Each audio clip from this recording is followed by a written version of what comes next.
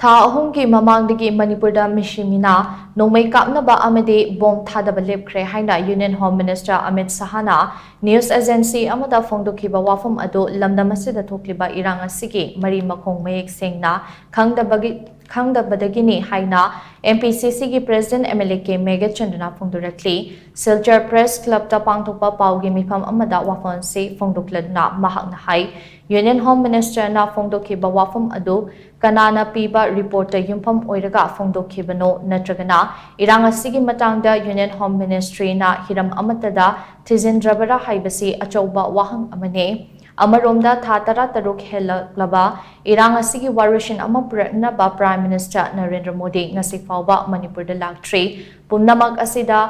Pendabadagi Manipur miyam ki mahut sinduna Delhi da leiba Prime Minister ki office ta chatuna Manipur da lakpina bacheba fawba pirurabane masi fawbada India ki Prime Minister na khangsin ushinatana leiriba ase laibak thibane hainasu mahakna makhatana phongdokhi paugi mipamaduda Kasar District Congress Committee ki General Secretary Dr. Maimom Santi Kumar amadi Kasar District Congress Committee ki worker M Robindrasu sarukyakhi September ki tang ama 2024 lagi hauraga achawa high-tech drone sinarakan da bomb thadaba parja civilian marakta adagi RPGs rocket propel akoi gi grenades air strike tawraga civilian siba akoi lai September ki tang ama 2024 ki matung sida sigi thakai ro manung sida thoi bising se mi siba yumai thaba hojik su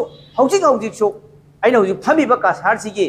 Manak inak nakpada Ziribam district ta heavy